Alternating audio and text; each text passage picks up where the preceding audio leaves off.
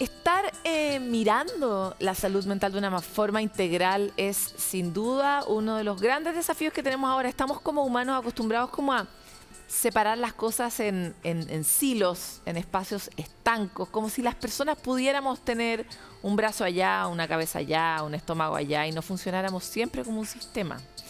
Hoy queremos hablar sobre una perspectiva, una política pública que tiene una perspectiva sistémica para mirar la vida de sus ciudadanos y de qué manera eso podría afectar, impactar para bien la salud mental de quienes viven dentro de un territorio. Para eso hoy vamos a conversar con Claudio Castro, alcalde de Renca, para hablar justamente sobre el programa de bienestar y de salud integral. Muchas gracias por estar aquí, alcalde. Gracias por la invitación, Paloma. Nosotros felices.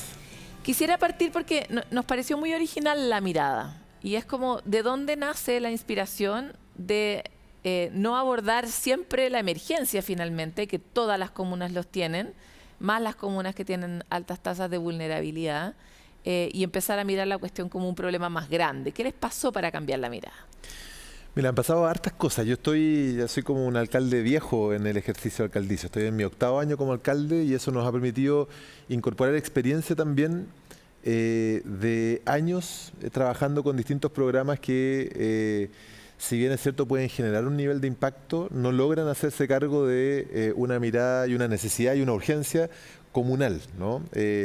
Para nosotros la pregunta que detonó el interés por la salud mental fue el consumo de alcohol y drogas en niños, niñas y jóvenes. Entonces hubo un momento, por ahí por el año 2017, que nos preguntamos cómo desde el municipio podíamos, yo estaba partiendo como alcalde, y cómo podíamos enfrentar una situación tan grande y tan compleja.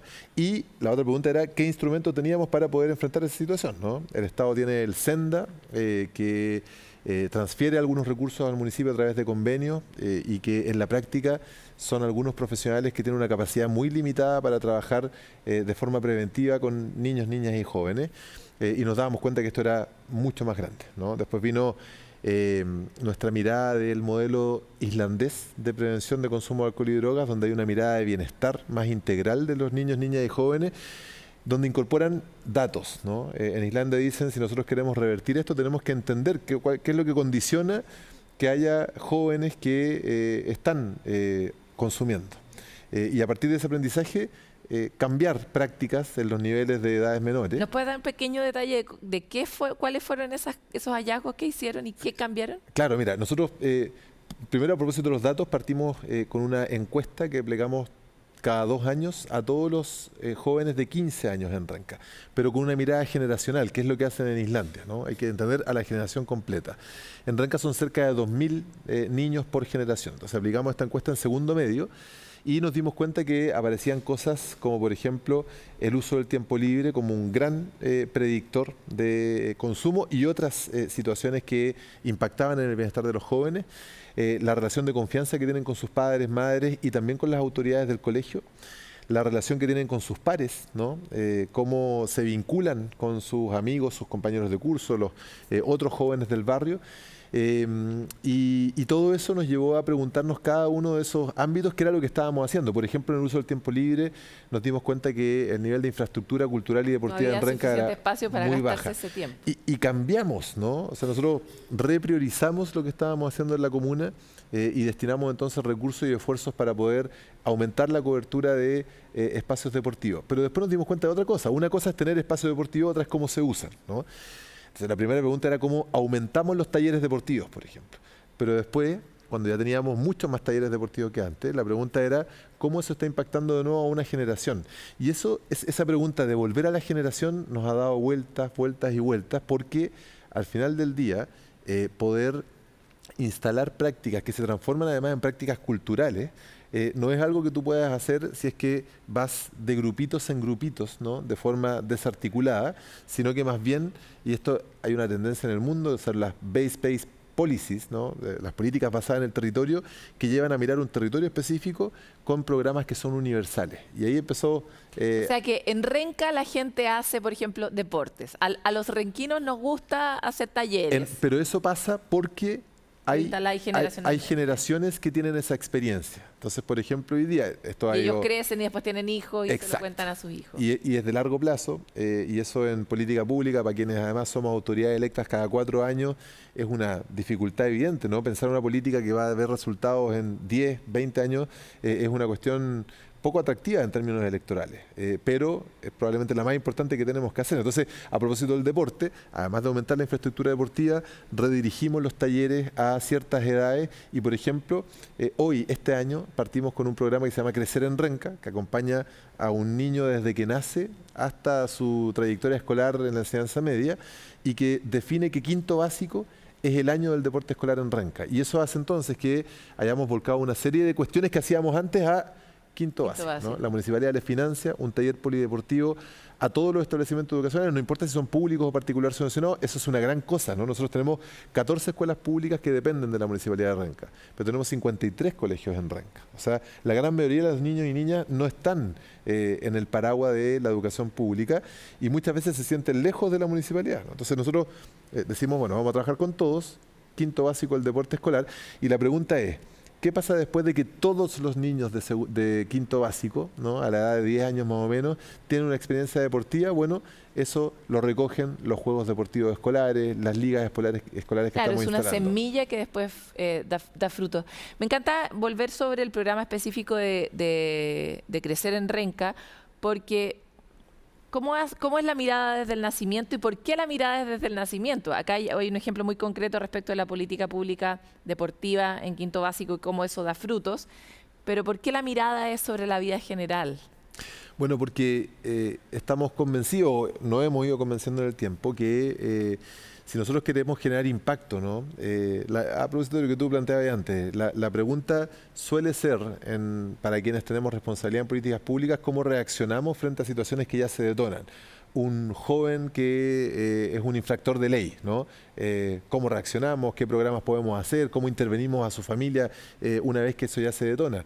Pero la pregunta más relevante es ¿qué podríamos haber hecho antes para que eso cambie, ¿no? Y eso es de largo plazo. Entonces, por eso digo que el Crecer en Renca yo diría que es una política madura de nivel local que logra mirar Renca, en nuestro caso, 24 kilómetros cuadrados, 160.000 habitantes, generaciones de 2.000 por cada edad.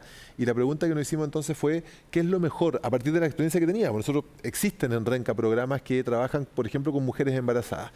Y lo mejor en términos del impacto que teníamos a la mano es el programa Conversemos Mamá, ¿cierto? Donde cuando llega una madre embarazada a un control prenatal en un CEFAM, le ofrecemos que ingrese a este programa que en la práctica la incorpora a un chat donde hay otras madres que están en la misma situación. Comunidad, ¿no? De madres. Exacto, acompañadas por profesionales, y el impacto que tiene, y que hay evidencia de eso a partir de un estudio que hizo la Universidad Católica, es que esas madres enfrentan el embarazo, especialmente cuando son primerizas, con mayor confianza, disminuye el estrés postparto. Me imagino la depresión también. También, y el programa la acompaña a esa madre hasta que su bebé cumple 1 año.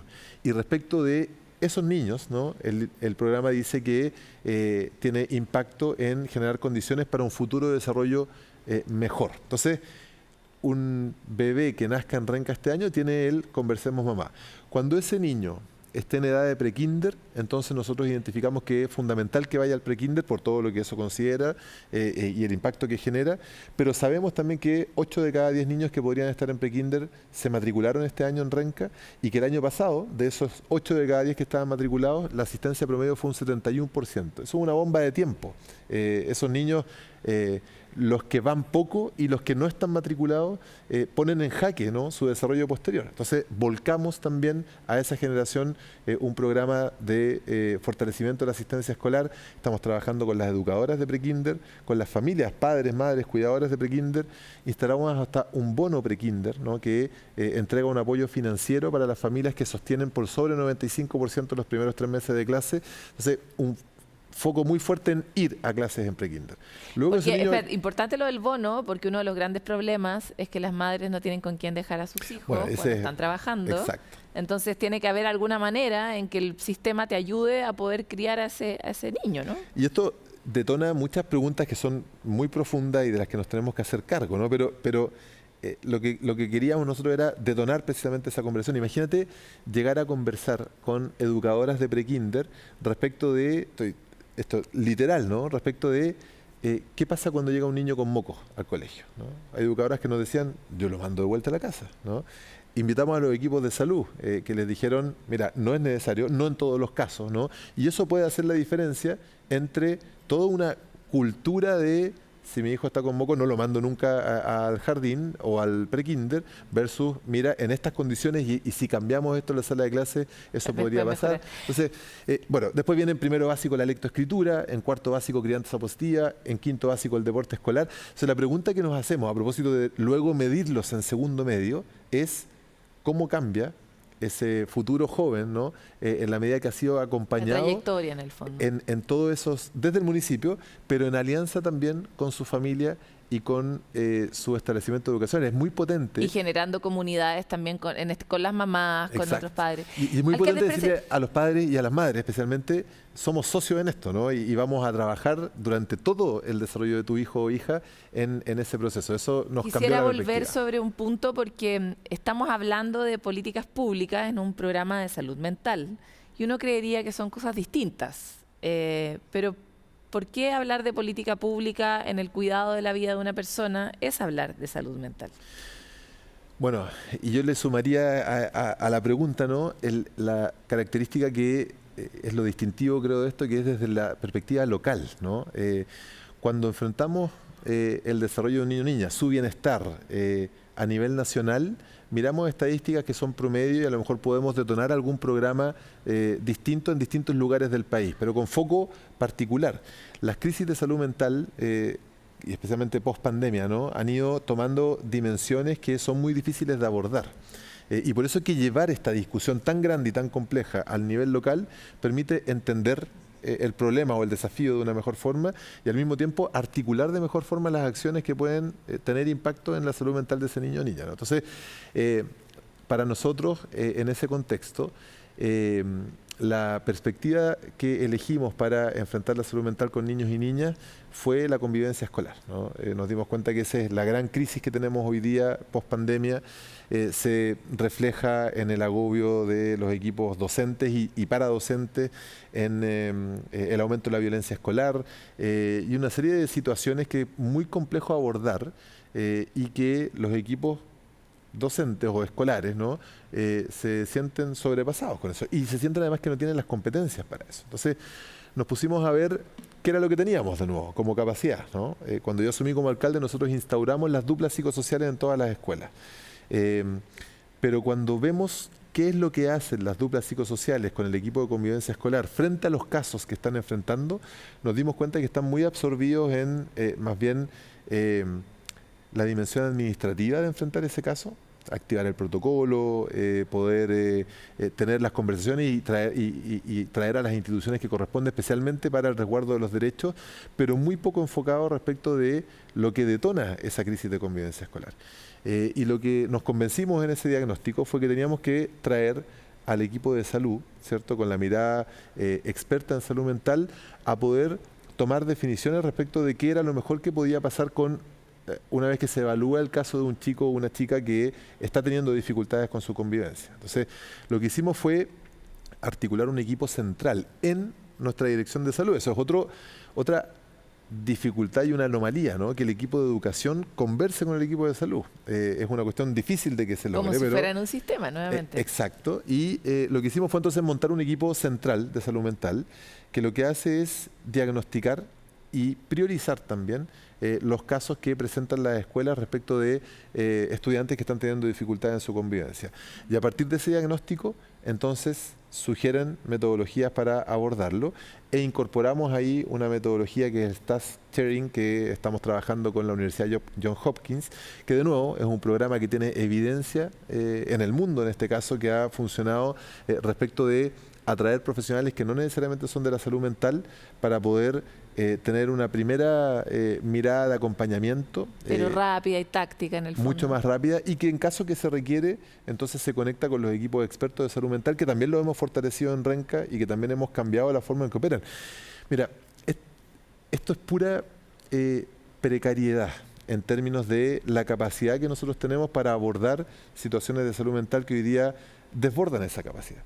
Y de nuevo, nosotros durante años estuvimos abordando la salud mental con esta mirada. Yo cuando me encuentro con un vecino o una vecina que me dice, alcalde, necesito un psicólogo, ¿no? Porque estoy viviendo una situación de estrés, de angustia, de depresión, lo que sea, y me cuesta mucho conseguirla ahora, nos dimos cuenta que esas personas, que el diagnóstico era, me cuesta mucho conseguirla ahora, en promedio cuando conseguían una hora, tenían 1,5 horas de atención, ¿no? En el universo de vecinos de Renca. Que no es suficiente. No es suficiente para poder ni siquiera abordar hacer un una buen crisis, diagnóstico, por ¿no? supuesto. Entonces cambiamos ese modelo de atención para priorizar de nuevo los casos que nos llegaban y aumentamos de 1,5 horas promedio de atención a 6 horas promedio de atención, donde sí hay la posibilidad en 6 sesiones de tener un diagnóstico y luego un tratamiento que permita enfrentar esa situación. Entonces, el modelo de nuevo aparece, ¿no? Esta mirada sistémica. Una cosa es tener poca capacidad, otra cosa es que esa poca capacidad además sea resolutiva respecto de lo que está mirando. Claro, poner el lugar donde puede hacer un cambio.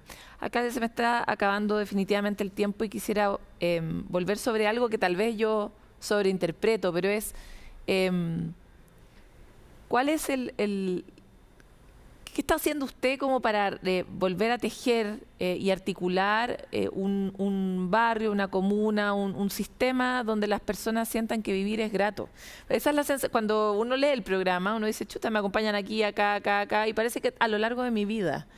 Y eso es una sensación que no tenemos los ciudadanos. Entonces, ¿cómo ve usted que es relevante o no esa generación de pertenencia, de comunidad y también de alejar un poco la soledad? Yo creo que es fundamental. Estamos en un tiempo además de individualismo, un tiempo en que, y en cuestiones muy prácticas de nuevo, ¿no? Hay una percepción de que para poder vivir mejor, casi que eso tiene como supuesto que al de al lado le vaya mal. Y eso lleva a que las personas se vayan ensimismando. Si le sumamos a eso una crisis de seguridad que tiene más o menos la misma consecuencia, ¿no? Me meto hacia adentro, baja la confianza no solamente en las instituciones, también en mi comunidad. Nosotros nos hemos propuesto una gestión de sello comunitario, ¿no? Y eso pasa por fortalecer esos vínculos, apoyar el desarrollo de organizaciones sociales en la comuna y también, a propósito del sentido de pertenencia, poder hablar mucho del orgullo, ¿no? En nuestro caso de estar en Renca, de crecer en Renca, de ser parte de la comunidad renquina. Y eso es una cuestión que en Chile y en Renca no es obvia, ¿no? Yo creo que está muy instalada la idea en Chile, a propósito de estos proyectos de integración social en algún momento que se hablaban de integración social como un edificio en Las Condes, ¿cierto?, donde podíamos recibir a personas de otros lugares para acceder a una mejor ciudad. Bueno, yo creo que esa idea está muy instalada en Chile, que yo vivo en un lugar que no es bueno, ¿no? Y que para vivir mejor tengo que desplazarme al lugar de la ciudad que ofrece mejores condiciones de vida. Bueno, nosotros desafiamos esa mirada y lo que creemos es que eso, por cierto, pasa por construir esas condiciones mejores de vida en lo urbano, en lo social, en lo económico, en lo ambiental, pero también por la expectativa que yo tengo del lugar donde estoy creciendo o donde estoy viviendo, ¿no? Y eso significa entonces complementar programas que mejoran los servicios, infraestructura que ofrece mejores espacios públicos y privados, pero también un sentido de pertenencia de comunidad que me permite sentir que, bueno, que vale la pena el lugar donde yo estoy, pues, ¿no? Eso, insisto, no es una cuestión rápida, no es electoralmente rentable, no lo voy a ver probablemente yo en el tiempo que sea alcalde, pero me parece a mí que toca las teclas fundamentales que debiésemos estarnos preguntando precisamente para aspirar a una mejor calidad de vida. Les quiero agradecer mucho por esta conversación, que le vaya bien a Renca en ese proyecto, porque todos necesitamos que estas cosas funcionen. Muchas gracias. Nosotros quisimos hacer una mirada desde la política pública sobre cómo tal vez podríamos abordar este dolor social que tenemos en tantos lugares de nuestro país, que ojalá funcione.